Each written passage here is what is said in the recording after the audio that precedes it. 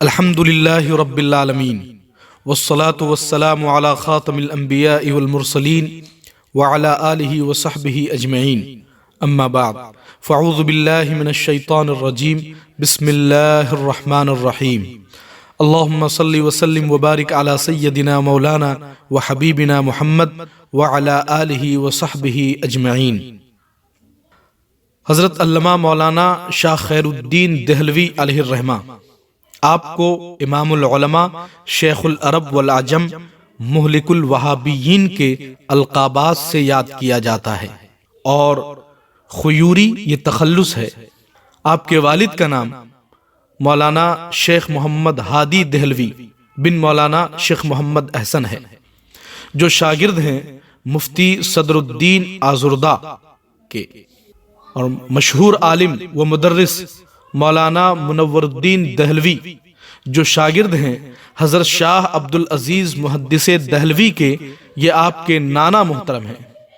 مولانا اسماعیل دہلوی کی کتاب تقویت الایمان، جو کہ اصل میں تفویت الایمان ہے، یعنی ایمان کو ختم کر دینے والی، ایمان کو ضائع کر دینے والی کتاب، اس کا رد شاہ صاحب یعنی شاہ عبدالعزیز محدث دہلوی کے حکم پر سب سے پہلے آپ نے ہی فرمایا تھا، یعنی مولانا شاہ خیر الدین علیہ الرحمہ کے نانا مولانا منور الدین نے۔ مولانا خیر الدین علیہ الرحمۃ والرضوان کی اہلیہ محترمہ مفتی مدینہ شیخ محمد علی بن ظاہر کی بھانجی تھی۔ آپ مکۃ المکرمہ کے آخری محدث تھے۔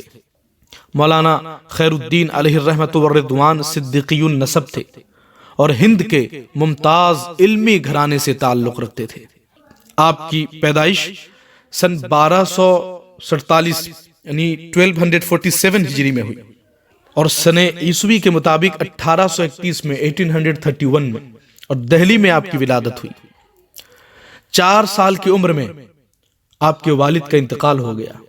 کچھ ہی عرصہ کے بعد والدہ محترمہ بھی رحلت فرما گئیں، چنانچہ آپ کی تعلیم و تربیت اپنے نانا مولانا منور الدین دہلوی کی زیر نگرانی ہوئی۔ مولانا منور الدین کے اپنے وقت کے جید علماء کرام سے گہرے روابط تھے۔ مولانا مفتی منور الدین کے علاوہ مفتی محمد صدر الدین آزردہ، امام علم و حکمت، مجاہد جنگ آزادی حضرت علامہ فضل حق خیر آبادی، حضرت شاہ محمد یعقوب دہلوی، شاہ محمد حلیم بلگرامی، مولانا محمد کریم، مولانا محمد عمر، مولانا رشید الدین، نیز شیخ عبداللہ سراج مدنی، اور امام المحدثین شیخ محمد علی بن ظاہر علیہ الرحمن سے علمی و روحانی استفادہ کیا۔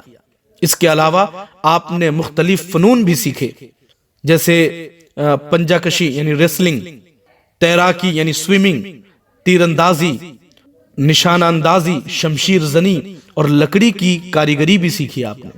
آپ سلسلہ عالیہ نقشبندیہ میں صاحب مجاز تھے۔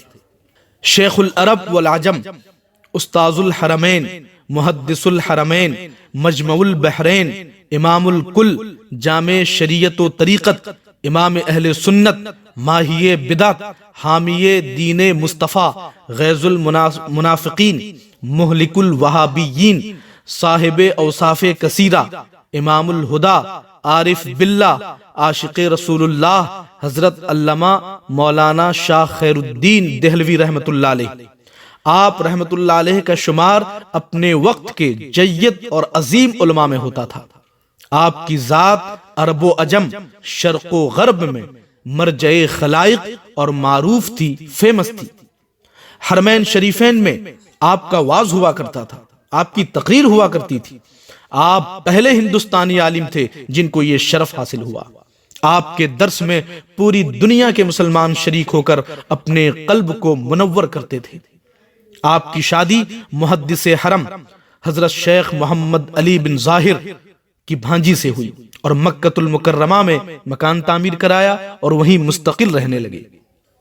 چنانچہ ایک مرتبہ بعد نماز جمعہ آپ کا واز ہوا، آپ کی تقریر ہوئی۔ مشہور محدث مولانا احمد علی سہارنپوری بھی اس میں شریک تھے۔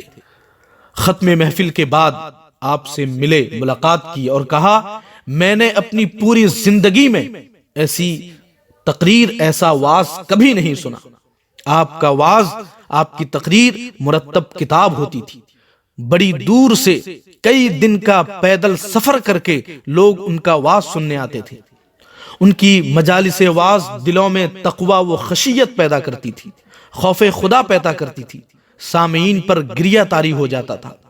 کتنے ہی نفوس نے واز کی مجلس میں روتے روتے ان کے قدموں میں جان دے دی، کبھی کسی سے مروب نہیں ہوئے اور حق کے معاملے میں کسی کا لحاظ نہیں کرتے تھے، کسی سے نہیں دبتے تھے۔ علامہ خیر الدین شاہ علیہ الرحمہ رد وہابیہ میں بڑے مشہور تھے۔ رد وہابیہ ان کا وظیفہ تھا۔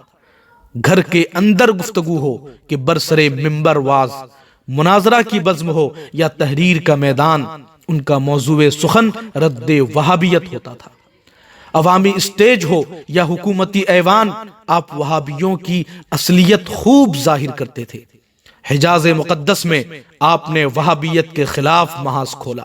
شریف مکہ نے بڑے بڑے ہندوستانی وہابیوں کو آپ کے کہنے پر 39 کوڑے لگائے اور ان کو حرمین سے نکال دیا۔ اسی طرح ترکی اور مغرب میں فتنہ وہابیہ کا پردہ چاک کیا تاکہ لوگ ان کے فتنے سے محفوظ رہیں، اور حضرت سیف اللہ المسلول اور حضرت تاج الفحول علیہم الرحمت والرضوان کو اپنا ہم مسلک گردانتے تھے۔ اور آپ فرماتے تھے کہ گمراہی کی موجودہ ترتیب یوں ہے کہ پہلے وہابیت، پھر نیچریت، نیچریت کے بعد تیسری قدرتی منزل جو الہاد قطعی ہے، یعنی آدمی پہلے وہابی بنتا ہے، پھر نیچری بن جاتا ہے، پھر اس کے بعد میں وہ ملحد ہو جاتا ہے، بے دین ہو جاتا ہے اور ایتھسٹ ہو جاتا ہے۔ مشہور دین فروش مولوی ابوالکلام آزاد آپ کا ناخلف بیٹا ظاہر ہوا۔ ہنود کے نجس قدموں کو منبر رسول صلی اللہ علیہ وسلم پر جگا دی اور مساجد و مدارس کا افتتاح، انوگریشن ان سے کروایا۔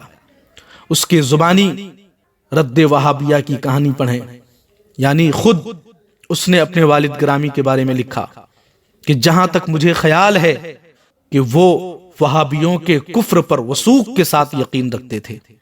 انہوں نے بارہا فتویٰ دیا کہ وہابیہ کے ساتھ نکاح جائز نہیں۔ مدت العمر ان کی تمام تصانیف و تالیف، واعظ و مباحث کا تنہا مرکز وہی یعنی وہابی رہے ہیں۔ مجھے اپنے بچپن کی پرانی سے پرانی مسموعات جو یاد آتی ہیں، ان میں وہابیت کا رد موجود پاتا ہوں۔ مولانا خیر الدین بر عظیم پاک و ہند کی مظلوم ترین شخصیتوں میں سے ہیں۔